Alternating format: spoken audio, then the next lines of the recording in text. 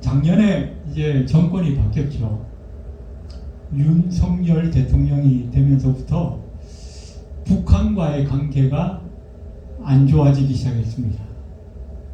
그래서 북한의 김정은이 계속 핵무기를 개발하고 또 작년 한 해 동안만 수십 차례 미사일을 쏘아 올리면서 전 세계를 전쟁의 분위기로 몰아가고 있습니다.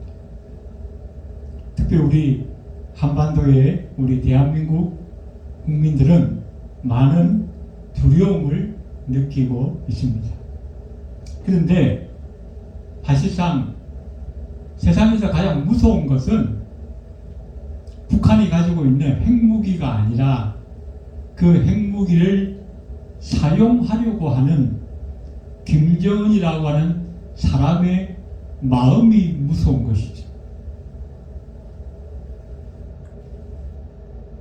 어떠한 무기를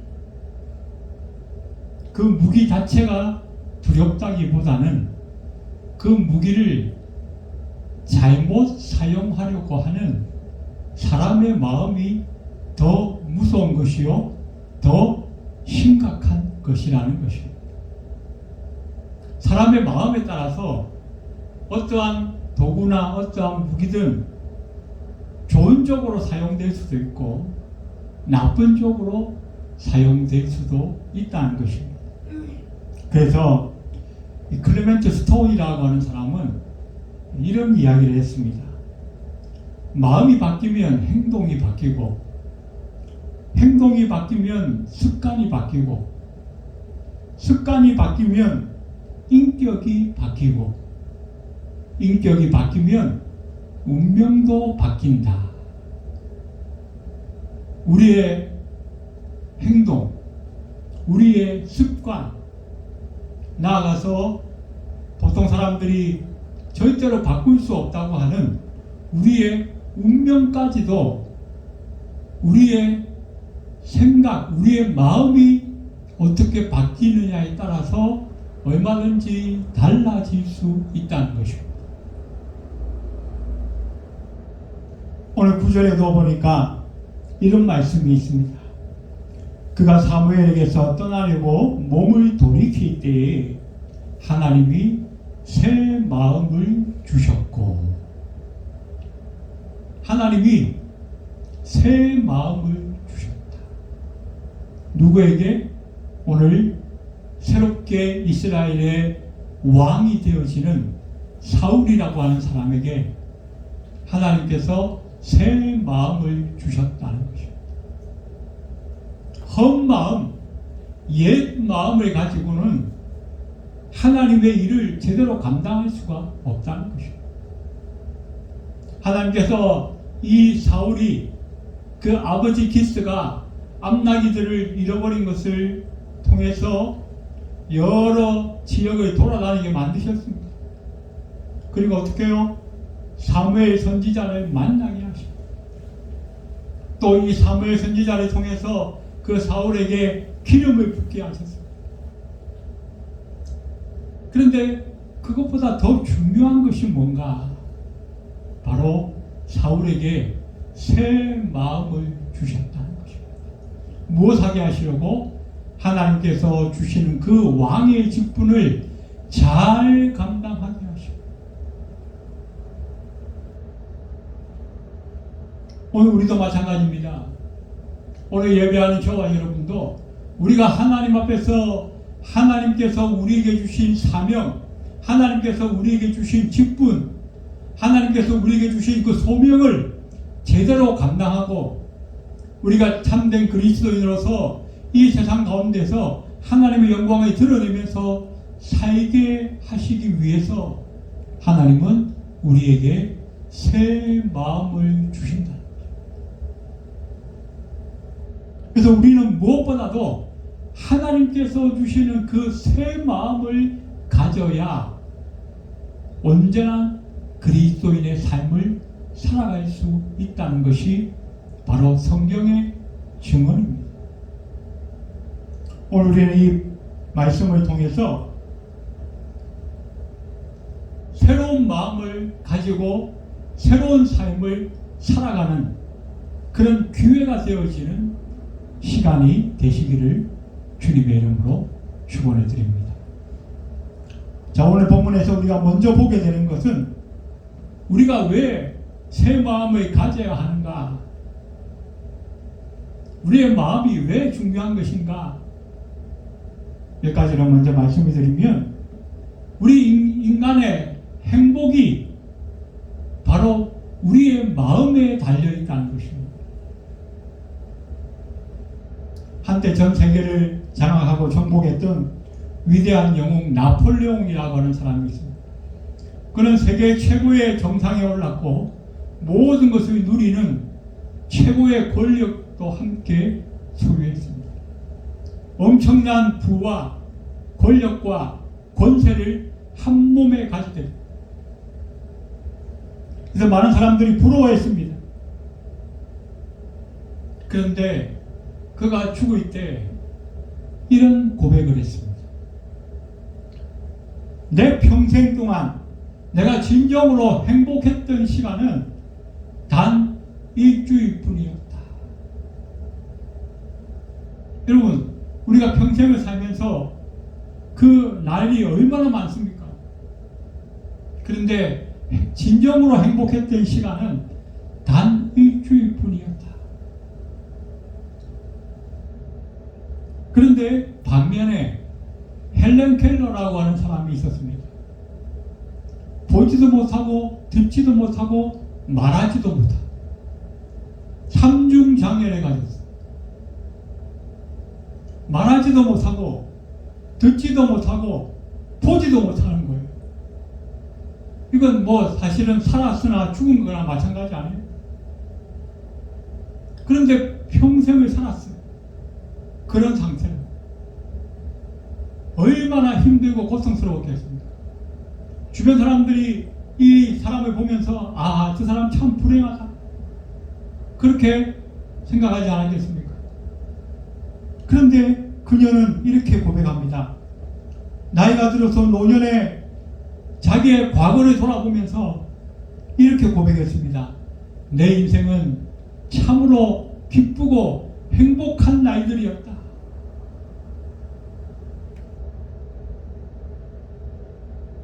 다른 사람과 제대로 의사소통도 되지 않고 혼자서는 어디를 갈 수도 없고 거의 인간다운 삶을 살지 못한 채로 평생을 살았는데, 그럼에도 불구하고 그녀는 어떻게 해요? 나의 인생은 참으로 기쁘고 행복한 나날들이었다. 그 나폴레옹과 이 헬렌 켈러의 고백의 차이는 어디에 있습니까? 바로 마음가짐에 있다는 것입니다.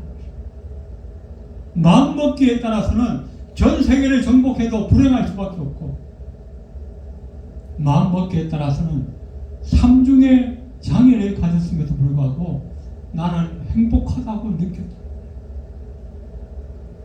그래서 인생의 진정한 행복은 소유나 환경이나 권력이나 어떤 성취에 있는 것이 아니라는 거예요. 바로 내 마음에 있다는 것이에요. 그래서 마음이 중요하다는 것이에요. 두 번째, 우리의 마음이 왜 중요한가? 인생의 실패와 성공도 우리의 마음에 달려있다는 것이에요.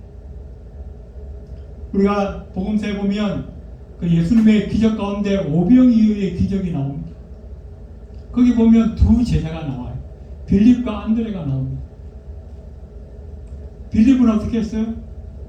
수천 명이 앉아 있는데 예수께서 뭐라 그랬습니까? 너희가 이들에게 먹을 것을 주라. 그랬더니 빌립이 막 머리를 굴립니다. 이 수천 명에게 빵 한 덩이씩만 돌려도 빵 한 덩이가 얼마고, 그 몇천 명이면 돈이 얼마가 들고, 또 그런데 지금 이제 해진력이 다 돼가는데 어디서 그 많은 사람들이 먹일 빵을 구할 것인가? 지금처럼 뭐 빵 공장이 있어서 공장에서 척척 찍어내는 것도 아닌데, 결론은 뭐예요? 안 된다. 그런데 안드레는 어떻게 해요? 주님께서 하신 얘기가 상식적으로 좀 안 맞는 얘기 같긴 한데 그래도 일단 한번 해보자. 내가 할 수 있는 것이라도 좀 해보자. 그래서 그 수천 명의 사람들 사이를 다 비집고 다닙니다. 혹시 먹을 것이 있습니까? 혹시 가져온 것이 좀 있습니까? 남은 것이 좀 있습니까? 그랬더니 한 소년이 자기가 먹으려고 가져와서 남겨두었던 그 도시락 하나를 발견하게 돼요. 보리떡 5개와 물고기 2마리. 그것을 어떻게 해요? 주님 앞에 가져갔습니다. 주님, 이것밖에 없습니다. 내가 할 수 있는 것은 이것밖에 안 됩니다. 근데 주님의 손에 옮겨지니까 기적이 일어나기 시작합니다. 주님께서 하늘에 축사하시고 감사기도 하신 이후에 이 떡을 떼기 시작하는데 거기에 앉아있던 남자들만 5,000명, 여자들과 아이는 빼고 남자만 5,000명. 그런데 그 모든 무리들이 다 먹고 음식 먹으면 이렇게 뭐가 남잖아요. 우리가 보면 다 먹어 치우는 사람도 있지만 보통 사람들은 조금씩 남기죠. 남은 것들만 12광주려. 이 기적이 어디에서 일어났습니까?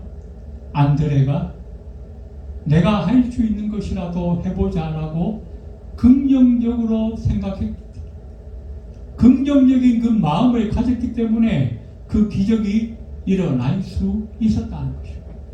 그래서 인생의 성공과 행복도, 성공과 실패도 결국 내가 긍정적인 마음을 가지느냐 부정적인 마음을 가지느냐에 따라서 얼마든지 달라질 수 있다는 것입니다. 세 번째, 왜 마음이 중요한가? 우리가 하나님 앞에서 받은 그 사명을 감당하는 거에도 우리의 마음이 중요하다라고 성경은 우리에게 가르쳐주고 있습니다. 우리가 작년, 재작년에 공부했던 출애굽기에 보면 하나님께서 성막을 지으라고 모세를 통하여 명령하셨죠. 그래서 모든 백성들에게 그 성막에 지을 필요한 재료들을 갖다 달라고 말씀합니다. 그때 그 수많은 이스라엘 백성들이 하나님 앞에 그 성막을 짓기 위해서 많은 재료들을 가지고 옵니다. 근데 그 성경에 보면 이렇게 그 강조되어진 단어들이 있는데 그 강조되어진 단어 중에 하나가 뭐냐면 마음이라고 하는 단어가 강조되어 있어요. 마음의 감동을 받아 마음에 자원하는, 마음이 슬기로운, 마음이 지혜로운, 이런 마음이라고 하는 단어가 계속 반복되어서 나오고 있어요. 세상의 일도 마찬가지지만 하나님께서 우리에게 주시는 그 사명, 그것을 감당하는 것에 있어서도 무엇보다 중요한 것이 뭔가, 우리가 마음을 어떻게 먹느냐에 따라서 그 결과가 얼마든지 달라질 수 있다는 것입니다. 지금도 이스라엘 사람들 중에 최고의 지도자로 뽑히고 있는 모세, 이 모세의 믿음에 대해서 히브리서는 이렇게 기록을 하고 있습니다. 히브리 11장 24절에 보니까 믿음으로 모세는 장성하여 바로의 공주의 아들이라 칭함받기를 거절하고 도리어 하나님의 백성과 함께 고난받기를 잠시 죄악의 낙을 누리는 것보다 더 좋아하고 그리스도를 위하여 받는 수모를 애굽의 모든 보화보다 더 큰 재물로 여겼으니 이는 상 주심을 바라봄이라. 모세가 어릴 적에는 잘 몰랐어요. 그런데 이제 장성하면서 보니까 어떻게 해요? 자기의 신분이 무엇인가, 자기의 출신 배경이 어디에서부터 왔는가, 그리고 나의 민족의 정체성이 무엇인가, 그리고 내가 이 민족을 위해서 무엇을 해야 하는가, 이런 것들을 생각하게 되고 자기의 사명을 깨닫게 되는 거예요. 그래서 하나님께서 이 모세가 애굽의 왕궁에서 잘 먹고 호의호식하면서 쾌락을 누리고 있는 그때에 하나님이 갑자기 부르신 것이 아니라 이미 모세의 마음에 자기를 깨닫고 자기의 정체성과 자기의 민족과 그 민족에 대한 사명을 깨달을 수 있는 마음을 먼저 주셨다는 것입니다. 그 마음으로 자기의 신분을 깨닫고 자기의 그 정체성과 사명을 깨닫게 되니까 어떻게 해요? 비로소 이 모세를 광야로 내보내서 40년 동안 훈련받게 하시고 그 훈련이 끝나고 나니까 드디어 어떻게 실전으로 투입하게 되어졌다는 거죠. 그래서 이렇게 마음이 중요하다는 것입니다. 우리 인생의 행복과 우리 인생의 성공과 하나님 앞에 받은 사명을 감당하는 이 모든 일들 가운데에 마음이 무엇보다도 중요하다. 그래서 우리는 오늘 이 시간에 반드시 하나님을 만나고 하나님 앞에 우리가 새 마음을 받아야겠다. 자, 그러면 이 새 마음의 기준이 무엇인가? 성경에 보니까 빌립보 2장 5절에 너희 안에 이 마음을 품으라 곧 그리스도 예수의 마음이라. 우리가 품어야 할 그 마음이 누구의 마음인가? 공자의 마음인가? 무함메드의 마음인가? 아리스토텔레스의 마음인가? 아니, 바로 예수 그리스도의 마음을 품어야 한다라고 성경은 우리에게 말씀해 주고 있습니다. 왜 우리가 예수의 마음을 품어야 하는가? 예수의 마음이 어떤 마음이길래 우리가 그 마음을 품어야 제대로 살 수 있는가? 첫 번째로 예수의 마음은 겸손한 마음이라고 말씀하고 있습니다. 겸손한 마음. 빌립보 2장 6절과 7절에 보니까 그는 근본 하나님의 본체시나 하나님과 동등됨을 취할 것으로 여기지 아니하시고 오히려 자기를 비어 종의 형체를 가지사 사람들과 같이 되셨다라고 말씀하고 있습니다. 우리 예수님은 하나님과 본질상 동등하십니다. 그래서 성부 하나님, 성자 하나님, 성령 하나님은 삼위일체 하나님이라 우리가 말합니다.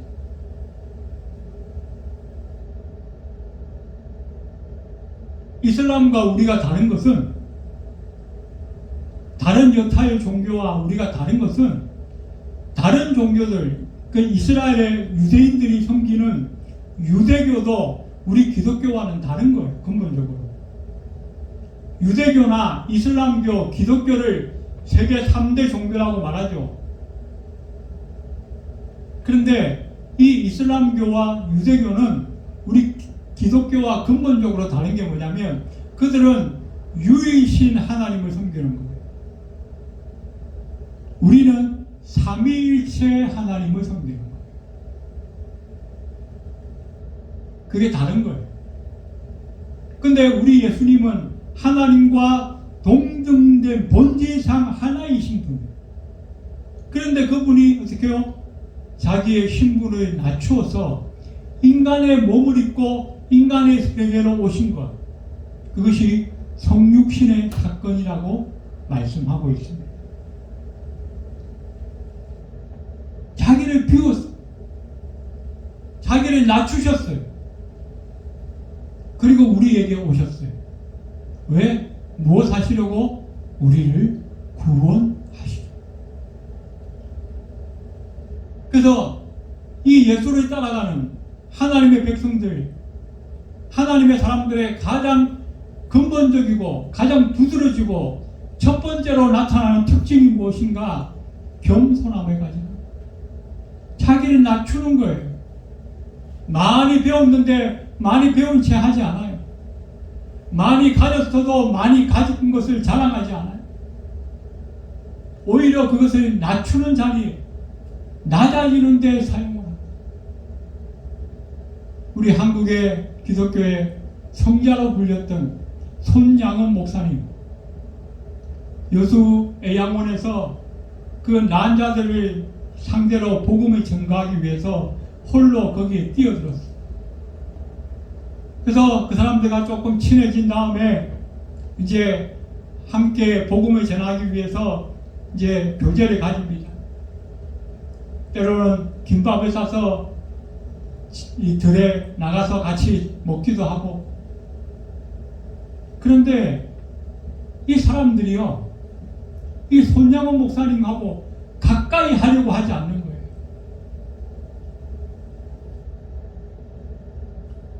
두 가지 부류가 있었는데, 부정적인 사람들은 아이고 당신 같은 인간하고 우리는 근본적으로 다른 사람이니까 상종할 필요가 없다, 이렇게 부정적으로 생각하는 사람들도 있었고, 또 긍정적인 사람들도 있었는데, 내가 앓고 있는 이 나병이 저 목사님에게 옮겨갈까봐, 오인물까봐 일부러 거리를 두고 가까이 하려고 하지 않는 그런 사람들도 있었어요. 그 목사님을 정말 생각해서. 그때 이 목사님이 어떻게 해요? 이래가지고는 복음을 제대로 전할 수가 없겠다. 내가 저들과 좀 더 친해져야 되는데, 좀 더 가까워져야 되는데. 그래서 그날 밤부터 이 목사님이 기도합니다. 하나님, 내게도 나병이 들게 하여 주옵소서. 저들과 똑같은 처지가 되어서 저들과 함께 뒹굴고 함께 부새끼면서 복음을 전할 수 있도록 하나님, 내게도 나병을 허락해 주십시오. 그것이 어떤 마음이었어요? 우리 주님이 인간의 몸을 입고 이 세상에 오시는 그 마음이었어요.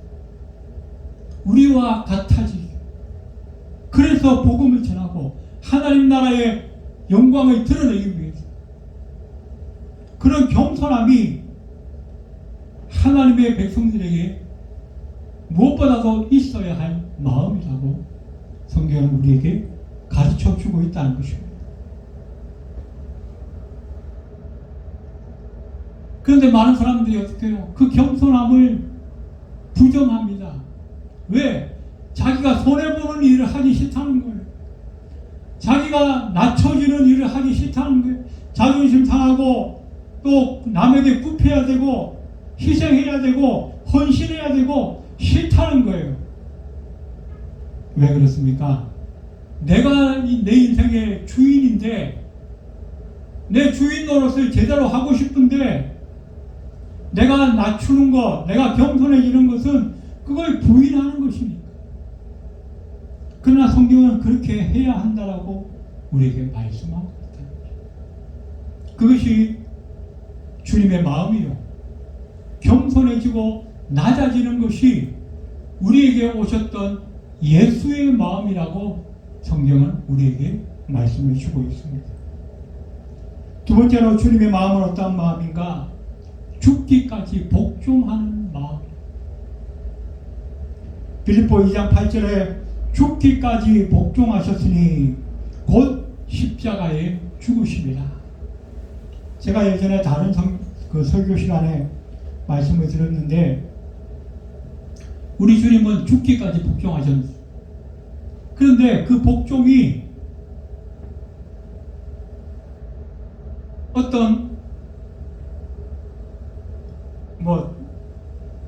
어떤 이유에서 죽기까지 복종할 수 있었는가? 그것이 바로 성부 하나님의 뜻이었기 때문이었다는 것입니다. 예수님의 자기의 뜻이 아니었어요. 내 뜻을 관철하기 위해서 내가 죽기까지 희생한다, 헌신한다, 그런 사람은 여럿 있을 수가 있습니다. 얼마든지 있을 수가 있어요. 내 뜻을 이루기 위해서 내가 밥도 굶고 희생하고 헌신하고 힘쓰고 노력하고 얼마든지 그렇게 할 수 있죠. 그런데 예수님의 자기의 뜻이 아니었어요. 그런데 죽기까지 복종한다? 쉽지가 않은 거죠. 우리나라에 한때 일제시대에 독립운동을 했던 사람들처럼 막 내 민족을 뜨겁게 사랑하는 그런 민족애가 있거나 아니면 그 정의감이 있거나 의협심 때문에 아니면 남들에게 좀 잘 보이고 싶은 어떤 영웅심리 때문에 십자가를 지신 것이 아니라는 거예요. 그 당시 이스라엘 백성들이 원했던 것처럼 이스라엘을 로마의 그 압제로부터 독립시키기 위해서 십자가를 지신 것도 아니야. 오직 하나, 아버지의 뜻이었기 때문에.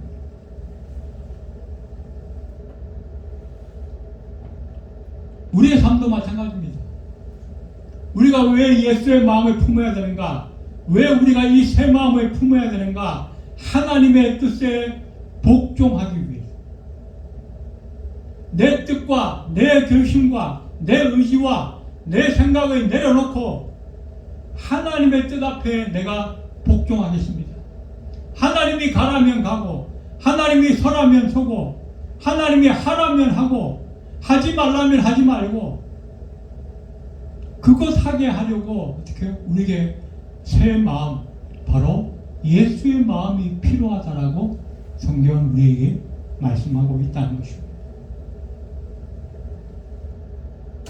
자, 결론적으로 그러면 이 새 마음을 우리가 가지기 위해서 어떻게 해야 되는가? 오늘 6절에 보니까 내게는 여호와의 신이 크게 임하니니 너도 그들과 함께 예언을 하고 변하여 새 사람이 되리라. 결론은 뭡니까? 우리가 여호와의 신에 감동되어져야 한다. 성령의 사람이 되어야 한다. 성령으로 충만해져야 한다는 것입니다. 그래서 하나님의 영에 힘차인 사람, 하나님의 영의 인도를 받는 사람, 하나님의 영으로 충만한 사람, 그 사람이 곧 새 마음을 가진 사람이요. 이 새 마음을 가진 사람이 바로 하나님의 뜻을 이루며 살아갈 수 있다고 성경은 말씀해 주고 있습니다. 오늘 하나님 앞에 예배하는 우리 모두가 오늘부터 새 마음을 가지기 원합니다. 그 새 마음을 가지기 위해서는 어떻게 해요? 우리가 성령 충만한 사람이 되어야겠습니다. 그래서 우리 남은 생애가 진정으로 하나님 앞에 순종하고 하나님 앞에 복종하며 우리의 삶을 통해서 하나님의 영광을 드러낼 수 있는 저와 여러분이 다 되시기를 주님의 이름으로 축원드립니다. 기도드리겠습니다. 고마우신 하나님, 하나님께서 사울에게 기름 부으시고 새 마음을 주시며 여호와의 신으로 충만케 하셨습니다. 그래서 새롭게 주어지는 그 왕의 직분을 잘 감당할 수 있도록 허락하신 것을 보았습니다. 오늘 예배하는 저와 여러분 우리에게도 하나님 새 마음을 주시기 원합니다. 그 새 마음으로 하나님 앞에 헌신하며 복종하며 우리의 삶을 통하여 하나님의 영광을 드러내기 원합니다. 여호와의 신으로 충만케 하여 주셔서 우리의 생각과 마음이 변하게 하시고 우리의 삶이 변화되어져서 우리 남은 생에 진정으로 하나님의 영광을 위해 달려가는 우리 모두가 될 수 있도록 하나님 축복하여 주시옵소서. 예배를 마치고 돌아가는 발걸음 위에도 함께하여 주옵소서. 예수님의 이름으로 간절히 기도드리옵나이다. 아멘.